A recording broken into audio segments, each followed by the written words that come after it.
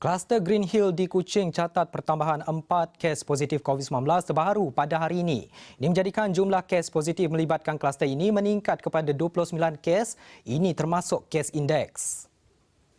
2 kontak rapat kepada kes 181 yang berumur 2 tahun hingga 58 tahun. Kes-kes ini tidak mengalami sebarang tanda dan gejala.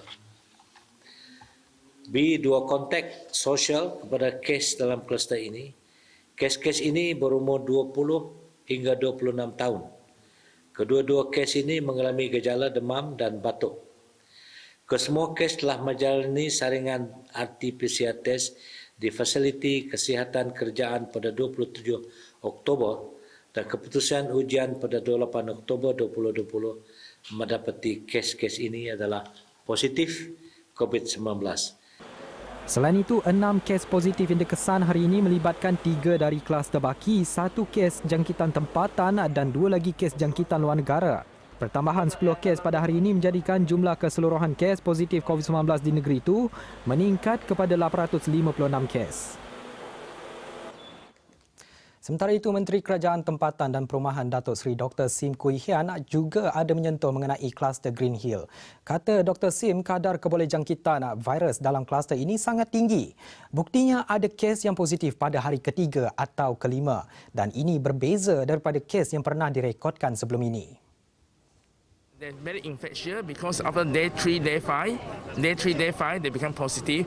And from the laboratory, we notice that the virus lot, that means the amount of virus, they call virus lot, is very high. And in fact, a few of the positive ones, since March until now, we never seen so high. And so the higher the virus lot, then the more virus you have, the easier to spread. Dr. Sim yang juga ahli Jawatankuasa Pengurusan Bencana Negeri JPBN Sarawak turut menggesa ujian saringan kali kedua dilakukan walaupun keputusan ujian saringan yang pertama negatif. To many others who go and tested, the first swab is negative. Doesn't mean that you don't get the virus because the incubation period for the virus is 2 weeks. And that's why we advise those who tested for first swab is negative, go back after day 10. After day 10 and to be tested. Beliau berkata demikian semasa lawatan ke Kampung Haji Baki di Kuching pada Khamis. Dalam sidang medianya, UGAH juga ada memperincikan mengenai arahan penutupan sekolah. Jelasnya arahan berkenaan tidak melibatkan sekolah di daerah Padawan atau Kota Samarahan yang berdekatan Kampung Haji Baki. Namun, JPBNS akan terus memantau perkembangan kes COVID-19 dan akan ambil tindakan lanjut jika perlu. Sekarang kita melihat kerana apa yang diputuskan adalah dalam daerah Kuching. Daerah Kuching dengan daerah Serian, daerah Lundu, daerah Kota Semarahan memang berdekatan. Jadi it is a very delicate situation. But SDMC committee will continue to observe and as in the past, if necessary, will take whatever action. Terdahulu, Kementerian Pendidikan Malaysia KPM dalam satu kenyataan mengumumkan penutupan 209 institusi pendidikan di kawasan zon merah di Kuching. Penutupan bermula 30 Oktober hingga 13 November ini merangkumi sekolah rendah dan menengah di bawah KPM, institusi pendidikan guru, kolej matrikulasi serta sekolah swasta yang berdaftar dengan KPM. Sekolah dan institusi pendidikan berasrama juga ditutup. Justru ibu bapa atau penjaga perlu mengambil pelajar yang tinggal di asrama untuk pulang.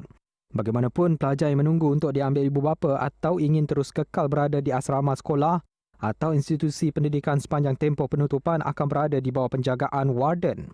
Menurut kenyataan sama, keperluan makan dan minum pelajar sepanjang tempoh itu akan disediakan pihak sekolah atau institusi pendidikan. Sementara itu, bagi pelajar yang perlu menduduki peperiksaan antarabangsa seperti dijadualkan sepanjang tempoh penutupan institusi pendidikan, hendaklah mendapatkan surat dari sekolah bagi tujuan itu.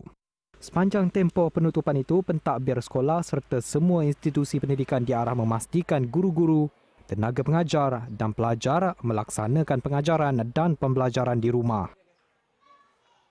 kena tu nangga student mun apa kanak-kanak nak nya mun pergi sekolahnya boleh jaga SOP nya diimpun, tapi mun balik kelak main dengan kawan-kawannya, so apa takut jual lah nya boleh menjaga benar-benar apa nya pun SOP lah. So apa kami rasa bagus jual lah. Tapi apa ya untuk menjaga kesihatan bukannya murid aja, tapi untuk keluarga juga lah. Saya menyambut positif tentang penutupan sekolah pada ketika ini. Memandangkan penularan semula wabak COVID-19 ya, dan ya agak risaulah dengan keadaan budak-budak. Expected sebab kes semakin meningkat.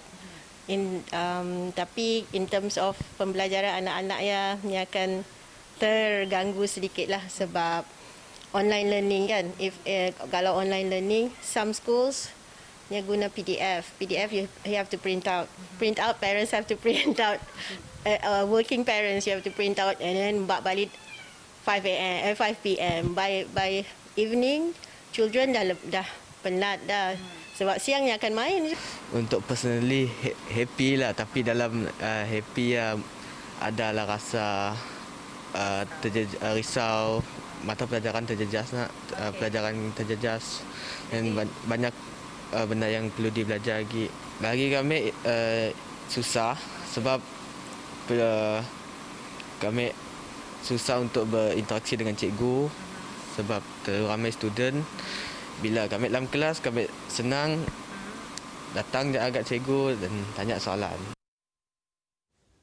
Turut ditutup tadika dan taska. Bagi ibu bapa berbanding penutupan pada Mac lepas, kali ini mereka lebih bersedia. So kami dah alert awal lah untuk ambil anak apa semua barang-barang di taska, dan untuk bila balik semula ke taska, dan orang dah maklum awal lah. Untuk first PKP dulu memang kami terpaksa atur balik jadual kami lah sebab kami mula bisnes di rumah. So untuk kali kedua tu dah okey lah, semua dah okey, dah teratur. So kami dah bersedia. Sebelum Tok Tek PKP yang pertama, kami orang suami isteri memang dah bersedia awal lah.